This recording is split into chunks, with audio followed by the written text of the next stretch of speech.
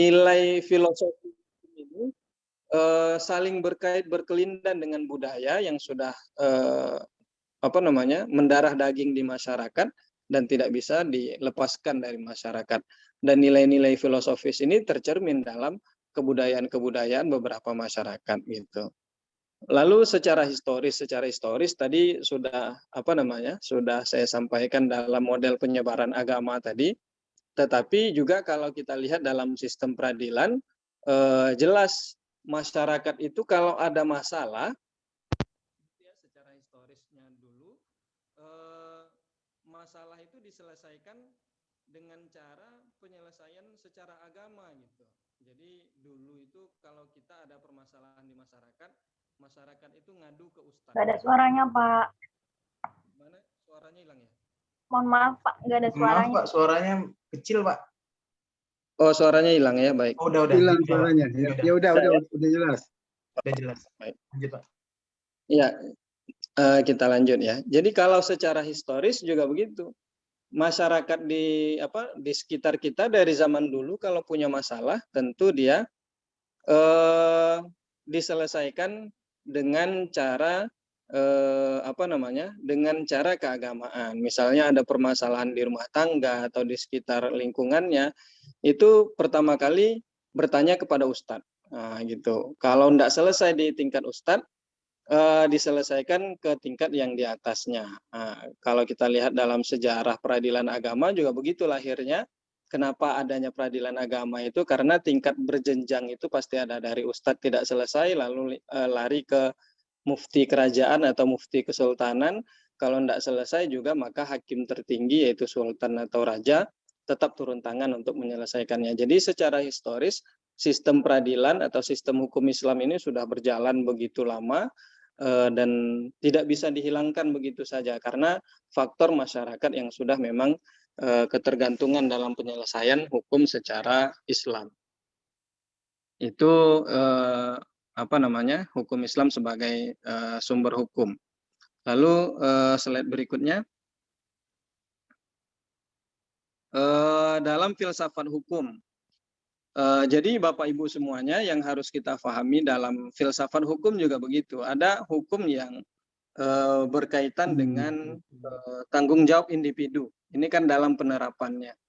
Kalau ada hukum yang berkaitan dengan tanggung jawab individu, maka hukum ini tidak perlu diatur. Misalnya kayak sholat gitu ya. Memang kalau kita lihat ada beberapa SK bupati, misalnya gubernur yang mewajibkan sholat bagi ASN itu yang berkantor di sekitar masjid rayanya atau masjid agungnya itu harus sholat di situ gitu. Bahkan disediakan absen. Tetapi secara undang-undang dia tidak perlu diatur karena kalau dia diatur oleh negara, negara juga akan mengalami kesulitan untuk menerapkan hukumnya itu karena dia harus ada evaluasinya, harus ada punishment and reward-nya dan seterusnya. Maka yang berkaitan individu ini dia tidak perlu diatur. Nah, yang diatur yang bagaimana? Yang diatur tentu adalah yang menjadi tanggung jawab negara. Maka kalau kita bertanya kenapa hukum Islam di Indonesia itu aneh gitu. Anehnya kenapa yang diatur hanya sebagian kecil, sementara sebagian besar itu tidak diatur.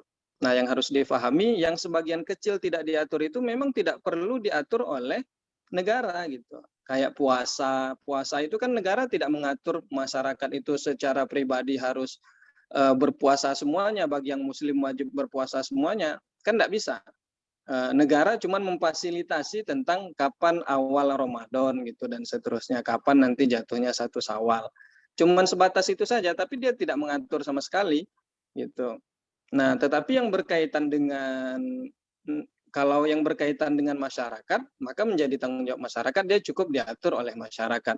Tapi kalau yang bagian negara seperti haji itu kenapa dia diatur? Kenapa pengumpulan uangnya diatur, penggunaan uangnya diatur, besarannya diatur, karena memang kalau dia tidak diatur akan berbahaya sekali. Contoh kayak sekarang umroh saja baru dibuka, itu jemaah umroh di Indonesia itu kan tradisinya 1 hari itu 3.000 orang yang berangkat per harinya, per 1 hari itu 3.000 orang yang berangkat. Bisa kebayang kalau dia tidak kalau dia tidak diatur berbahaya sekali, apalagi seperti haji. Haji kalau dia tidak diatur, tidak disesuaikan dengan kuotanya oleh negara, maka masyarakat bisa berangkat semuanya. Tour and travel umroh itu akan memberangkatkan semua masyarakat. Nah, akan berbahaya sekali gitu. Nah, maka kenapa yang hal-hal yang sangat penting saja yang diatur. Nah, contohnya seperti haji. Lalu contoh lagi seperti zakat, infak, sedekah, wakaf gitu. Nah, ini yang diatur oleh negara karena faktornya sangat penting. Kenapa zakat diatur? Misalnya, itu karena faktor dia berkaitan dengan pengumpulan harta orang banyak gitu. Kalau dia tidak diatur, maka akan berbahaya sekali jika terdapat penyelewengan dalam penggunaan harta-harta yang dikumpulkan ini tidak bisa diselesaikan oleh negara, maka justru akan berbahaya. Maka dalam filosofis penerapan hukum, dalam filsafat penerapan hukum juga negara harus memilah dan memilih yang mana yang boleh diatur negara dan yang mana bagian-bagian yang tidak perlu diatur oleh negara. Gitu kira-kira. Next slide. Nah, ini yang slide terakhir. Jadi Bapak Ibu semuanya, dalam eksistensi hukum Islam di Indonesia ini juga melihat dari sisi perkembangan hukum Islam kontemporer. Gitu. Kalau kita melihat hari ini perkembangan Islam kontemporer itu cukup luar biasa ya. Yang pertama itu dari sisi hukum ekonomi syariah. Kita lihat ketika dunia internasional mengalami resesi atau krisis moneter, itu bermunculan pusat-pusat studi ekonomi syariah gitu. Yang kita lihat sekarang perkembangan pusat studi Islam ekonomi syariah ini ada di London, yang pertama juga ada di Tokyo. Kenapa pusat studi ekonomi syariah ini berkembang? Karena memang yang mengakibatkan ekonomi hancur itu karena faktor sistem ekonomi kapitalis dan liberal itu memang menghancurkan sistem perekonomian gitu ya. Contoh kasus kalau kita ada buku tentang ekonomi itu judulnya The Crisis yang menuduh Amerika ketika mereka mengalami krisis moneter, The Fed Amerika itu dia menyebarkan semua krisisnya ke seluruh negara-negara dunia gitu dengan memperbanyak mencetak dolarnya lalu dikirimkan ke seluruh dunia sehingga resesi itu dirasakan oleh seluruh dunia internasional. Nah, tapi orang-orang yang berkaitan dengan atau orang-orang yang berkegiatan dengan transaksi ekonomi syariah tidak terlibat. Kenapa? Karena transaksi ekonomi syariah itu biasanya bergerak pada bidang ekonomi yang real. Maka dia tidak terlibat atau tidak berdampak sama sekali. Seperti kalau kita lihat sisi sejarah bertahannya ketika krisis moneter, kita lihat karena faktor ekonomi syariah itu bergerak pada sektor real gitu.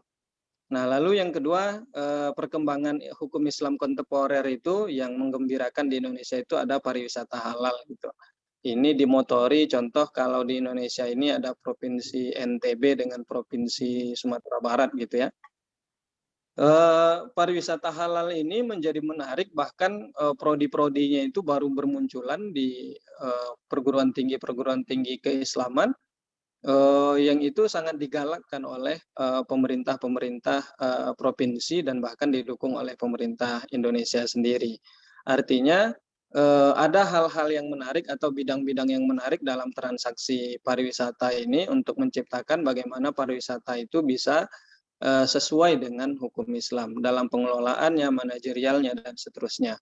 Lalu yang kemudian yang sedang berkembang itu dalam hukum Islam kontemporer itu adalah produk makanan halal yang hari ini sedang dalam pembicaraan produk jaminan halal itu dia sedang sedang berkembang karena kebutuhan misalnya di Eropa juga sedang banyak kebutuhan tentang jaminan halal dalam produk-produk makanan.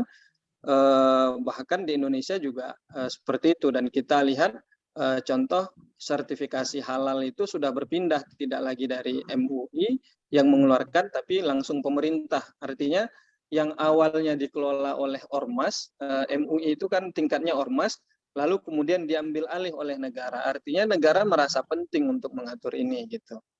Maka untuk jaminan halal dalam produk makanan ini dia harus dikembangkan.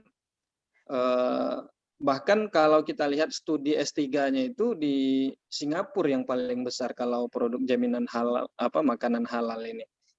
Nah, yang berikutnya adalah haji dan umroh. Jadi perkembangan hukum Islam kontemporer bidang haji dan umroh ini sangat luar biasa gitu ya. Kalau yang seperti saya bilang tadi, jamaah umroh kita itu ada 3.000, lalu jamaah haji kita itu kuotanya itu per tahun kalau normal di luar COVID itu bisa 160.000 sampai 180.000. Artinya ketika uang ini akan bisa mendapatkan nilai investasi uang yang luar biasa. Bisa dibayangkan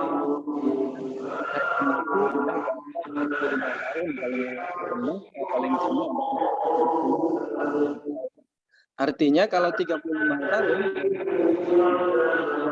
kuota 160.000 berarti sudah ada 160.000 orang yang membayar 1,25 juta dikali dengan 25 tahun kalau diambil yang terendahnya. Artinya pemerintah sudah punya dana yang bisa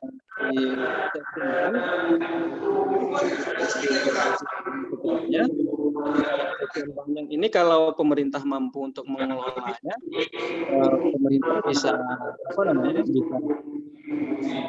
bisa berdaya gitu.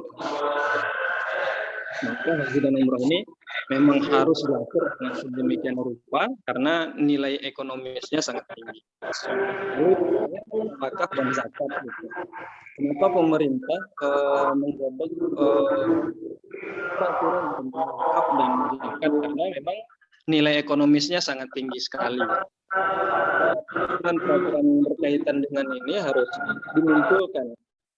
Faktornya adalah ada banyak tanah-tanah atau harta-harta wakaf yang ada di Indonesia ini belum bermanfaat dengan baik gitu. Banyak orang yang wakaf hanya sebatas wakaf untuk masjid, wakaf untuk lembaga pendidikan dan seterusnya, tetapi belum dikembangkan. Seandainya pemerintah sangat cakap dalam melihat perkembangan wakaf dan zakat ini, tentu aturan-aturannya itu harus dikembangkan dengan seluruh infrastrukturnya dibangun dengan baik, maka kita bisa seperti negara-negara Timur Tengah yang berdaya dengan harta wakafnya. Bahkan kalau kita lihat di Mesir itu ketika terjadi krisis beberapa tahun yang lalu saat kudeta presiden itu Universitas Al-Azhar yang sudah menghidupkan mahasiswanya sekian ribu tahun dengan beasiswanya gitu ya, yang sudah hidup yang berumur sudah 1.000 tahun menghidupi mahasiswanya dengan dana wakaf, memberikan beasiswa dengan sekian puluh ribu jumlah mahasiswanya dengan dana wakafnya. Artinya ketika negara juga mengalami resesi, Universitas Al-Azhar turut membantu perekonomian negara gitu. Nah, ini kenapa perkembangan hukum Islam ini justru akan sangat besar jika pemerintah bisa memperhatikan dan membuat peraturan perundang-undangan yang sangat baik untuk kedepannya dan bermanfaat bagi nilai ekonomi masyarakat. Itu kira-kira. Masih ada slide terakhir tuh. Oh, masih ada ya. Jadi eksistensi hukum Islam di Indonesia kita bisa melihat secara hukum ada kaidah hukum, namanya di dalam Islam itu ada kaidah hukum taghayyurul ahkam bi taghayyuril azminah wal amkinah. Hukum Islam itu senantiasa berubah mengikuti perubahan zaman dan tempat. Perubahan ini mengikuti perubahan zaman, perubahan waktu, dan mengikuti perubahan tempat. Artinya selama dia tidak menyalahi hukum asasinya, tidak menyalahi Al-Quran dan Sunnahnya, dan itu hanya berkaitan dengan hal-hal yang ijtihadi atau hal-hal yang memang boleh dikeluarkan ijtihadnya, maka hukum itu dapat berubah sesuai dengan perubahan zaman dan tempat.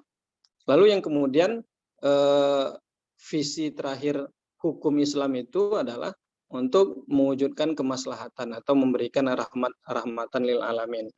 Nah, kalau visinya untuk rahmatan lil alamin, misalnya ini maaf kalau agak keluar konteks, misalnya kenapa pemerintah itu membubarkan HTI misalnya, karena HTI itu dia nilai-nilainya itu tidak rahmatan lil alamin gitu. Misalnya melihat kacamata undang-undang gitu ya. Undang-undang kita dibuat oleh orang-orang yang misalnya tidak berkompeten terhadap agama. Dan mereka mengatakan itu buatan tauhid gitu, pemerintah yang tauhid yang tidak taat terhadap hukum Islam. Padahal tidak semua hukum itu yang salah gitu. Selama hukum itu dibuat walaupun tidak berlandaskan Al-Quran dan Sunnah, selama dia tidak bertentangan dengan Al-Quran dan Sunnah, dia boleh gitu.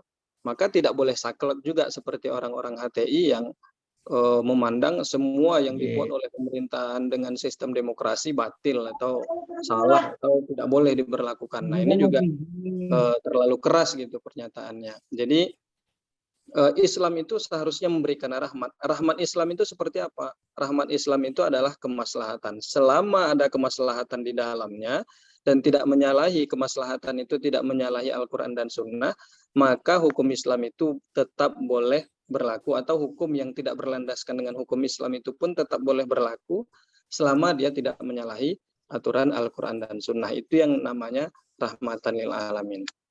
Mungkin itu kira-kira yang saya sampaikan.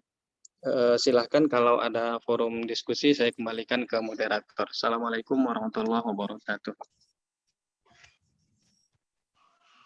Warahmatullahi wabarakatuh. Baik, sudah selesai pemaparan materi dari materi kita, yaitu Bapak Azuri Al-Bajuri. Di sesi pertama ini akan dibuka sesi pertanyaan, yaitu sebanyak 3 pertanyaan dulu. Jika ada yang ingin bertanya, gunakan fitur raise hand atau di chat bisa juga. Jadi open mic, langsung perkenalan diri dan silakan bertanya. Assalamualaikum warahmatullahi wabarakatuh. Waalaikumsalam warahmatullahi wabarakatuh. Mohon izin moderator, saya mempertanyakan, saya Solihul Hadi dari Kota Semarang. Saya membahas di sini kebetulan pemateri ini kayaknya ahli dalam hukum kekeluargaan. Di dalam Undang-Undang Nomor 1 Tahun 74 Pasal 1 itu dikatakan bahwa pernikahan sah menurut agama dan keyakinan masing-masing. Aktifkan Kan gitu, ya kan? Saya boleh katakan amin. Hilang suaranya, Pak. Halo? Halo, Oh, terdengar? terdengar, Pak? Nah, saya ulangi lagi, di dalam Undang-Undang Nomor 1 Tahun 1974 itu dikatakan bahwa perkawinan secara agama dan keyakinan masing-masing adalah sah. Nah, di sini kebanyakan masyarakat pada zaman sekarang itu kebanyakan melakukan pernikahan siri atau pernikahan agama. Karena apa? Saya tahu karena saya seorang advokat, seorang lawyer, banyak konsultasi tentang hal tersebut. Nah, di sini yang menjadi kasihan, yang menjadi ironisnya adalah hasil anak perkawinan mempunyai anak, tapi pernikahan secara siri agama ini kayaknya lemah di dalam hukum positif Indonesia. Contoh adalah untuk pengurusan akte kelahiran kakak dan lain-lain, dokumentasi negara. Padahal di Undang-Undang Dasar 45 itu adalah warga negara Indonesia punya hak yang sama. Martabat, harkat dan martabat harus diperhatikan. Di dalam Undang-Undang Hukum Hak Asasi Manusia juga disebutkan seperti itu. Nah, di sini adalah pasal 1 secara pernikahan secara agama menurut saya perlu berubah karena anak kandung dari pernikahan secara siri ini sangat lemah dalam hukum positif. Terus yang kedua, di dalam peraturan Dirjen Kementerian Dalam Negeri tentang akte kelahiran dan KK bagi warga negara nikah secara siri atau agama itu bisa dibuat, tetapi di dalam akte kelahiran hanya disebut ibu kandungnya aja, tidak disebutkan nama ayahnya. Di dalam KK pun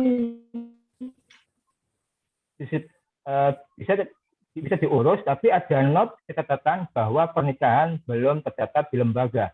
Nah ini kan telah secara psikologis, sosiologis masyarakat, kasihan juga warga atau anak yang lahir dari perkawinan secara siri, kan gitu. Nah ini menurut Pak Materi, gimana pandangan aturan nomor 1 disinkronkan dengan Undang-Undang Dasar 45 tentang hak martabat warga negara dengan Undang-Undang HAM. Terima kasih, Pak. Wassalamualaikum warahmatullahi wabarakatuh. Bagaimana Pak? Langsung dijawab atau dikumpulin dulu? Boleh langsung dijawab. Oh baik, silakan Pak. Baik, terima kasih Pak Solehul Hadi ya yang bertanya tadi. Jadi permasalahan pernikahan siri dengan hak-hak administrasi kependudukan ini yang harus kita pahami tidak hanya pasal 1-nya saja, tapi pasal 2-nya juga harus kita pahami. Pasal 2-nya itu adalah pernikahan itu harus tercatat. Artinya ide awal untuk pembentukan Undang-Undang Nomor 1 Tahun 74 itu adalah untuk menghindari terjadinya pernikahan yang tidak tercatat. Karena orang zaman dulu, ini kalau kita lihat orang zaman dulu ya, orang zaman dulu itu kalau nikah dia ingat siapa istrinya, gitu. Walaupun tidak tercatat. Jadi istilah nikah siri di Indonesia itu kan beda dengan istilah nikah siri yang berlaku di hukum Islam gitu. Kalau nikah siri yang berlaku di Indonesia itu adalah pernikahan yang tidak tercatat secara negara, tapi dia sah menurut agama Islam. Tapi kalau yang dalam menurut hukum Islam, pernikahan siri itu adalah pernikahan yang hanya dilaksanakan dengan cukup rukunnya saja, tanpa ada walimatul urus, tanpa ada pesta perkawinan. Itu yang dalam hukum Islam. Nah, persoalan yang terjadi di kita ini, nikah sirinya itu pernikahan yang tidak tercatat tadi, pernikahan tidak tercatat tadi, efeknya apa? Efeknya ya pada sistem kependudukan dan juga efeknya pada hak-hak istri sebagai seorang wanita dan juga dalam mempertahankan hak-hak harta bendanya. Gitu. Ketika pernikahan tidak tercatat oleh negara, maka hak-hak kebendaannya juga tidak diakui gitu. Kalau udah tidak tercatat, ya hak kebendaannya tidak diakui. Bagaimana untuk mengakui adanya terjadinya harta bersama atau adanya harta bawaan? Bagaimana pemisahan harta ini tidak bisa dilaksanakan karena tidak tercatat tadi gitu. Nah demikian juga dengan hak-hak keperdataan administrasi kependudukannya. Jadi administrasi kependudukan itu kan hak warga negara. Semuanya wajib tercatat. Jadi kayak dalam hukum HAM-nya tadi, hak asasi manusia tadi, maka Kementerian Dalam Negeri itu tetap mencatatkan, tapi di dalam catatannya itu tetap ditulis bahwasanya ini pernikahan yang tidak tercatat. Gitu. Kenapa harus ditegaskan? Karena ada efek hukum lain. Jadi yang harus kita pahami, HAM-nya itu jangan sekedar hak keperdataan kependudukannya kok seperti ini gitu, akan berimplikasi kepada sosiologis seorang anak atau keturunannya. Tetapi kita tidak pernah memikirkan bagaimana hak sosiologis seorang istri ketika nikahnya tidak tercatat, maka dia akan bebas suaminya kapan saja menceraikannya gitu. Misalnya nikah dengan cara hukum Islam. Secara hukum Islam, cerai itu bisa terjadi kapan saja, kapan suami mentalaknya, jatuh talaknya gitu. Tetapi kalau dia pernikahan yang tercatat, ketika suami mentalak begitu saja tidak jatuh dia, karena dia harus mengikuti peraturan perundang-undangan. Perceraian itu hanya sah bila diucapkan di pengadilan. Artinya mau 100 kali, mau 1000 kali perceraian itu diucapkan, tetap tidak jatuh perceraiannya. Gitu. Tetap tidak jatuh perceraiannya. Kapan perceraiannya bisa jatuh dan putus? Kalau diucapkan di hadapan pengadilan. Artinya harus ada melalui sistem peradilan terlebih dahulu gitu. Jadi yang harus kita pahami, jangan setengah-setengah memahami HAM-nya, yang bagian kependudukannya kita mengatakan itu ada hal-hal yang tidak diadopsi oleh negara, tetapi bagian tanggung jawab seorang laki-laki dalam menikahi seorang perempuan, tanggung jawab nafkahnya itu hanya timbul ketika pernikahan itu tercatat, dan ketika perempuan ingin mempertahankan hak-haknya sebagai istri, itu tidak bisa dilaksanakan kalau pernikahannya tidak tercatat. Nah, maka penting sekali pernikahan yang tercatat ini untuk dilaksanakan. Bahkan seharusnya pemerintah itu mengeluarkan pasal-pasal yang lebih keras lagi gitu. Pasal yang lebih keras lagi itu misalnya pernikahan yang tidak tercatat itu hukumnya haram atau bisa dipidana gitu. Artinya nikah siri itu harus memang betul-betul dilarang gitu. Memang kalau prakteknya sekarang sangat luar biasa ya. Banyak orang yang sudah menikah itu cerai begitu saja, cerai secara agama. Lalu kemudian dia nikah lagi dengan perempuan lain atau perempuan nikah lagi dengan laki-laki lain secara siri. Artinya apa? Artinya nanti anak cucunya ketika bermasalah tidak akan ada bukti apapun yang bisa dibawa ke pengadilan untuk diselesaikan secara baik, dan negara pun tidak bisa ikut campur dalam permasalahan itu karena faktor pernikahan itu tidak tercatat. Nah, itu mungkin sedikit tanggapan dari saya, kalau lebih kurang mohon maaf gitu. Baik, selanjutnya apakah ada yang bertanya lagi? Kenalkan diri dan langsung bertanya. Ya. Assalamualaikum warahmatullahi wabarakatuh. Waalaikumsalam. Warahmatullahi wabarakatuh. Nama saya Ripaldi, asal Bogor. Saya bersekolah di Sekolah Tinggi Ekonomi Islam di arah Bogor. Saya ingin bertanya, Pak. Silakan. Bagaimana cara membedakan tentang ekonomi ini bank syariah dengan bank konvensional? Yang pertama tuh. Dan masih banyak masyarakat juga yang mengatakan bahwa bank syariah itu dengan bank konvensional itu tidak ada bedanya, Pak. Dan bagaimana cara bank syariah itu mengambil keuntungan dengan hukum Islam yang benar, Pak. Tidak seperti bank konvensional gitu. Cukup sekian, Pak. Terima kasih. Baik. Terima kasih. Langsung dijawab ya moderator ya. Ya, langsung aja, Pak. Baik, jadi tentang hukum bank konvensional dengan bank syariah ini, sebenarnya kalau saya ceritakan dengan pengalaman saya ya, saya dulu waktu S2 di Yogyakarta itu pernah mendampingi kawan-kawan manajer-manajer bank syariah gitu ya, enggak mau sebut nama platform banknya itu, manajer-manajer branch-nya itu, manajer-manajer cabang di seluruh Indonesia. Mereka ada pelatihan di Yogyakarta. Jadi ketika nongkrong ngopi itu di dekat Kalicode itu, saya tanya sama mereka. Saya tanya, apa sih bedanya bank syariah dengan bank konvensional? Mereka bilang sama aja, bank syariah dengan bank konvensional, cuman ganti baju aja, ganti nama. Dalam hati saya, ini jawaban hati saya ya, ini ternyata pelaku bank syariah itu sendiri pun tidak paham beda antara bank syariah dengan bank konvensional. Yang harus difahami begini, ini mungkin analoginya apakah pas atau tidak.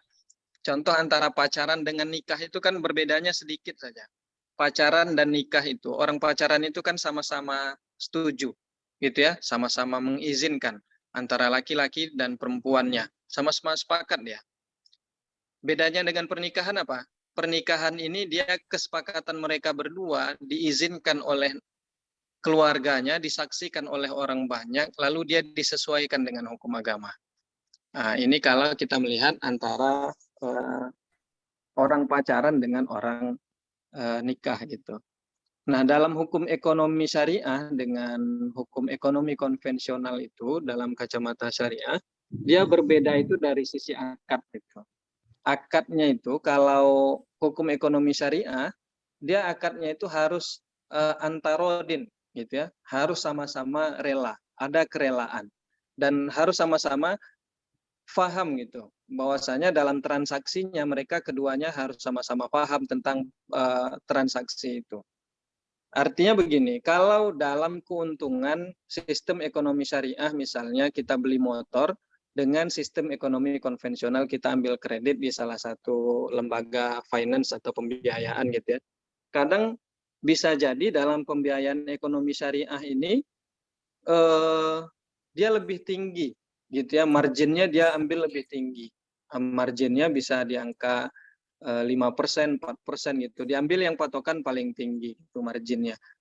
Nah, tetapi di dalam ekonomi syariah dia diajarkan itu apa? Dia sama-sama tahu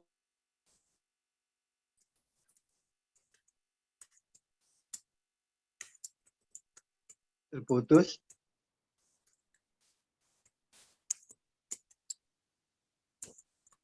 baru kemudian dia jual kembali ke orang yang ingin mengambil secara cicilan atau kredit ini tadi dengan skema sama-sama tahu jumlahnya gitu. Nah, kalau bedanya dengan yang konvensional dia sudah dipatok duluan gitu. 1% atau 2% atau 3%-nya, misalnya harga motornya itu 15 juta, lunasnya itu nanti di angka 30 juta, itu kan kalau naik harganya itu sampai 100% gitu. Lunasnya di angka 30 juta dengan sistem pembayaran flat dan seterusnya, dia sudah hampir seperti akad syariah, tetapi berbedanya akadnya saja. Gitu, yang satu akadnya secara syariah, yang satu tidak pakai akad apapun, dia hanya pakai perjanjian saja, selesai gitu. Nah, artinya ada yang satu baca bismillah, satu tidak pakai baca bismillah, sama-sama boleh makan gitu. Tetapi yang pakai bismillah dapat berkahnya, yang tidak pakai bismillah yang tidak dapat berkahnya gitu. Nah, yang harus difahami dalam transaksi ekonomi syariah ini yang kan dicari itu bukan hanya sekedar untung, tapi berkahnya. Nah, kalau dalam konvensional dia tidak memikirkan bagaimana ini berkah atau tidaknya, yang penting ini untung gitu. Nah, jadi perbedaannya mungkin sangat tipis sekali, tetapi yang sangat tipis itu penting gitu. Kalau kita dulu waktu kecil mungkin kayak saya orang Sumatera gitu ya, main kelereng gitu ya, main gundu kata orang Jawa, itu kan apa namanya, kalau menang atau kalahnya itu bisa diukur dengan helai rambut gitu. Setipis rambut pun bisa membedakan orang menang atau kalah. Artinya setipis rambut pun berbedanya itu tetap berbeda gitu. Walaupun hanya berbeda di akad, maka akad itulah pembedanya. Nah, gitu. Kalau ada yang mengatakan udah itu sama aja cuman beda baju, salah pendapat yang seperti itu. Berbedanya di mana? Berbedanya di akadnya. Yang satu akad secara Islam yang berupaya sesuai dengan hukum Islam. Kalau dikatakan 100% sesuai dengan syariat Islam mungkin belum ada gitu. Tetapi dia sudah ada keinginan dan berupaya untuk sesuai dengan syariat Islam. Nah, berbeda dengan yang konvensional yang memang dia tidak peduli sama sekali ini sesuai dengan syariat Islam atau tidak. Yang penting ketika ada transaksi, ketika itu harus ada keuntungan. Itu kira-kira jawaban untuk penanya tadi. Terima kasih banyak Pak. Sama-sama. Baik Pak, nih ada pertanyaan di kolom chat nih Pak, saya bacain aja ya Pak ya. Ya. Dari Erik, mahasiswa UIN Sumut. Jadi saya ingin bertanya, di dalam pernikahan kan ada yang namanya harta bersama. Nah, ketika suami atau istri wafat, otomatis kan suami atau istri yang ditinggal menjadi ahli waris. Pertanyaannya, apakah ketika suami atau istri yang ditinggal wafat pasangannya akan mendapat harta bersama plus waris atau dia hanya memperoleh bagian waris saja? Itu Pak pertanyaannya Pak. Baik, terima kasih. Jadi dalam sistem hukum Islam di Indonesia, seperti yang pertanyaan tadi, harta bersama itu tetap dihitung milik bersama. Artinya kalau terjadi perceraian hidup pun dia dapat 50-50 karena masih hidup gitu ya. 50 atau setengah untuk si istri, setengah untuk si suami ketika mereka bercerai. Demikian juga ketika meninggal, misalnya si istri yang meninggal, maka si suami dapat setengah bagian harta dan setengah bagian waris, dan setengah dari peninggalan istri tadi itu setengah harta hak istri tadi yang meninggal itu diturun wariskan. Ketika diturun wariskan, si suami juga dapat gitu. Si suami dapat 1/6 atau 1/8 gitu, dan anak-anak tetap dapat bagiannya. Nah, ketika ayahnya nanti mati, si ayah juga menurunkan harta yang sisa bagian dia tadi untuk waris bagian anak-anaknya. Artinya si suami atau si istri bila ditinggal oleh si suaminya atau istrinya dapat bagian harta bersama 50% plus bagian warisnya. Itu kira-kira jawabannya. Baik, terima kasih ada Bapak yang telah menjawab. Apakah ada yang ingin bertanya lagi? Dipersilakan. Boleh. Satu. Ya, oh, Ya, saya ingin bertanya, Iya. Pak.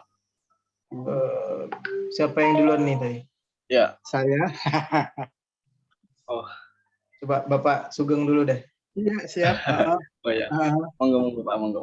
Assalamualaikum warahmatullahi wabarakatuh. Waalaikumsalam. Ya, Bapak Al-Bajuri, mau nanya kalau misalnya ini berkaitan tadi sama yang pertanyaan sebelumnya, jika harta bersama tapi dia tidak punya anak, nggak punya anak ini suami istri, nah tapi dia ada harta bersama, dia punya harta bersama gitu. Nah, namun pada saat pada waktu itu si istri melakukan perselingkuhan. Melakukan perselingkuhan, kemudian sampai ramai itu. Nah, kemudian si istri ini membuat surat pernyataan bahwa dia tidak mengambil atau tidak mempermasalahkan masalah harta gonogini tersebut. Nah, ini gimana itu kalau menurut hukum Islam gimana? Apa benar-benar dia tuh nggak dapat atau gimana? Pak Al-Bajuri, itu aja. Assalamualaikum warahmatullahi wabarakatuh. Waalaikumsalam warahmatullahi wabarakatuh. Terima kasih Pak Sugeng. Jadi kalau dia selingkuh pun atau bercerai nanti ujungnya, dia tetap memiliki harta bersama. Jadi harta bersama itu kan konsepnya begini, sejarah dari sisi hukum Islamnya itu, sejarah hukum Islam di Indonesianya itu, kenapa di Indonesia ada harta bersama? Ketika orang menikah, gitu ya, orang menikah, maka hari dia menikah itu apapun yang terjadi, misalnya dapat kado, rumah, motor dan seterusnya, ketika mereka mulai menikah hari itu, maka ketika itu timbul harta bersama. Jadi harta yang mereka dapatkan hari itu namanya harta bersama sampai kapan berakhirnya pernikahan mereka. Nah, ketika si wanita tadi dia berselingkuh dan dia membuat perjanjian itu, sebenarnya yang merugikan itu dia sendiri. Jadi dia membuat perjanjian yang menyalahi haknya dia. Berarti kalau dia seperti itu membuat perjanjian, berjanji tidak akan menuntut harta bersama, artinya dia merelakan semua hartanya tadi yang haknya ada 50% itu diambil sama suaminya. Artinya yaitu kerelaan dia. Kalau diproses secara hukum pun, kalau dia sudah merelakan, hukum bisa saja memutuskan dia tetap dapat 50%. Tapi dengan pernyataan kerelaannya tadi menjadi gugur hak dia yang 50% atau setengah dari bagian haknya tadi. Gitu kira-kira Pak. Oh ya, terima kasih Pak Azuri. Sama-sama Pak. Bagaimana Pak Azuri? Kita bagi satu lagi pertanyaan atau sudah? Boleh? Satu terakhir. Satu terakhir, ada nggak? Ya, saya ingin bertanya, Pak. Baik, silakan.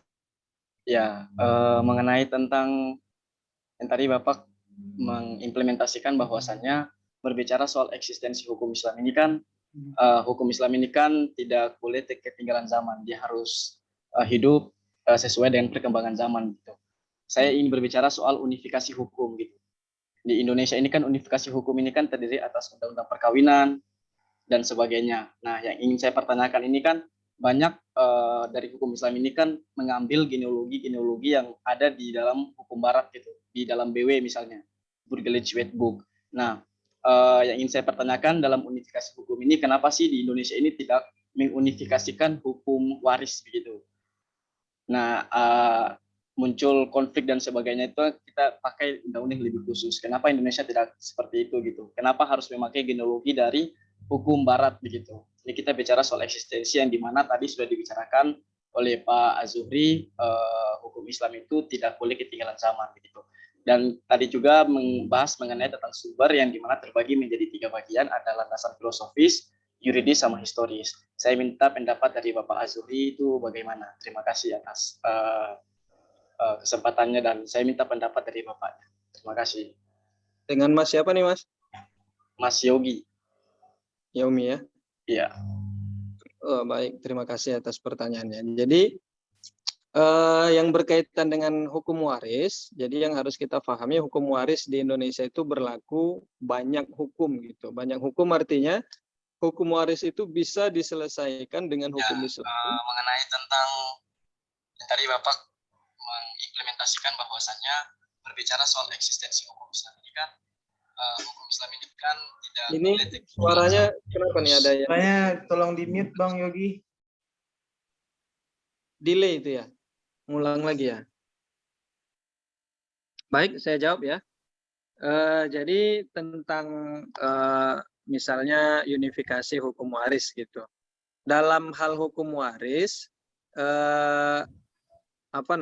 di dalam hukum Islam di Indonesia dia menganut semua hukum bisa dilaksanakan. Misalnya kalau orang berseteru atau berbeda pendapat dalam penyelesaian masalah warisnya, dia ingin menyelesaikan masalah dengan hukum adatnya, maka silahkan diselesaikan di pengadilan negeri. Atau dia ingin menyelesaikan dengan sistem hukum BW, Burgerlich Wetboek, maka dia harus selesaikan juga di pengadilan negeri.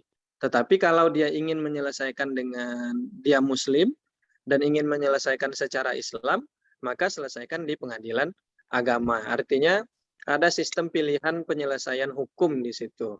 Nah, bagi orang Islam sendiri, kalau dia merasa wajib, karena dia tidak ada kekuatan hukum untuk orang wajib menggunakan hukum Islam walaupun dia umat Muslim gitu ya. Karena tidak ada efek perdata atau efek pidananya itu nggak ada. Nah, maka dia bagiannya adalah bagian pilihan hukum. Dia ingin menyelesaikan secara agama atau secara BW atau secara adat. Nah, itu pilihan. Nah, bagi orang Islam yang merasa dia wajib untuk menyelesaikan masalah waris ini secara hukum Islam, maka silahkan datang ke pengadilan agama. Tapi sistem hukum Indonesia sendiri memang tidak menganut paksaan hukum dalam permasalahan waris. Dia adalah pilihan hukum gitu. Mau selesaikan dengan apa? Contoh kayak kita hari ini di hampir semua masyarakat banyak menyelesaikan masalah waris itu dengan hukum adat gitu. Hukum adat misalnya kayak kita orang Melayu atau orang Minang gitu ya.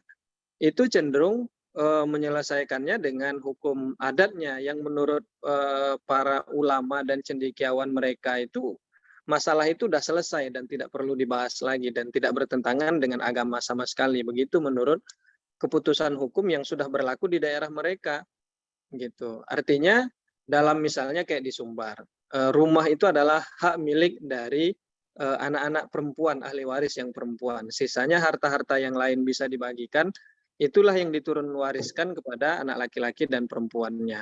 Tetapi masalah rumah dan seisi rumah itu jelas untuk anak perempuan. Nah, orang Melayu yang menganut matrilineal juga sebagian besar begitu gitu.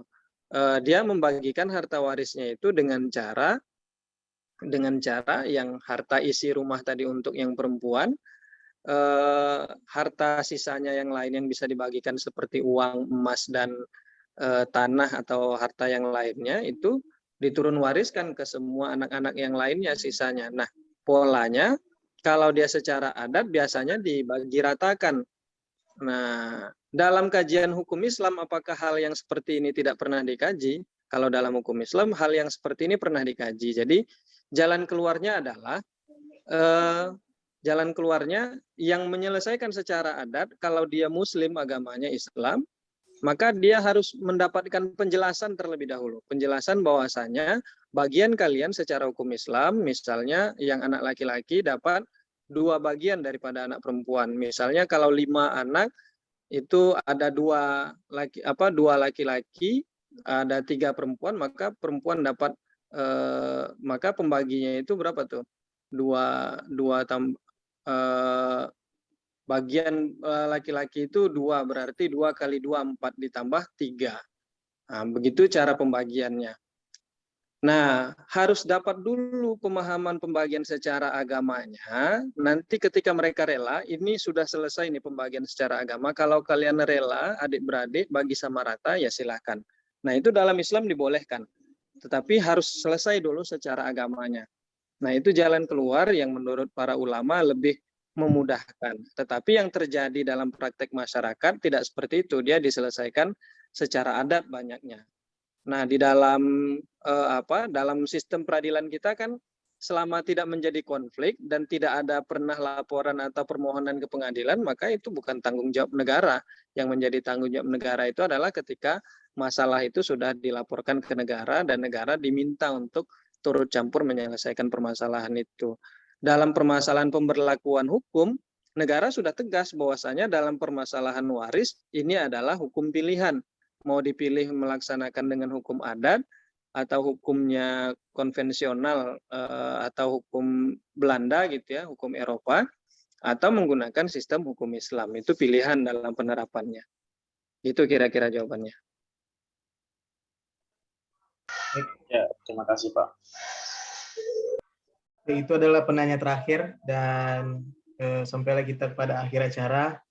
Jadi meskipun Indonesia ini masyarakatnya yang majemuk, banyak suku, bahasa, budaya, dan agama. Jadi walaupun majemuk, tapi Indonesia ini sungguhnya hukum-hukum Islam itu, nilai-nilai hukum Islam itu sendiri dapat kandung dari berbagai macam peraturan yang bisa kita lihat di dalam undang-undang perkawinan, undang-undang tentang haji dan umroh, dan lain sebagainya. Ini menunjukkan bahwa ekstensi hukum Islam di Indonesia merupakan sistem hukum yang memperkaya pada peraturan perundang-undangan yang dapat berlaku di Indonesia dan dapat melahirkan peraturan perundang-undangan yang lainnya. Baik, itulah tadi pemaparan materi dan sesi tanya jawab yang telah disampaikan oleh pemateri kita yang sangat luar biasa. Terima kasih Pak Azuri Al-Bajuri. Ini adalah sudah sampai ke akhir acara, jadi mohon maaf atas segala kekurangan dan kekhilafan. Wabillahi taufiq wal hidayah. Assalamualaikum warahmatullahi wabarakatuh. Bapak-bapak, ibu-ibu, dan teman-teman semua yang sudah hadir bergabung dalam Zoom ini. Terima kasih semuanya, saya pamit. Terima kasih. Baik Pak, terima kasih Pak. Terima kasih Bisa Mas pamit. Yuri. Mas Yuri Prayoga. Ya Pak. Terima kasih moderator. Baik.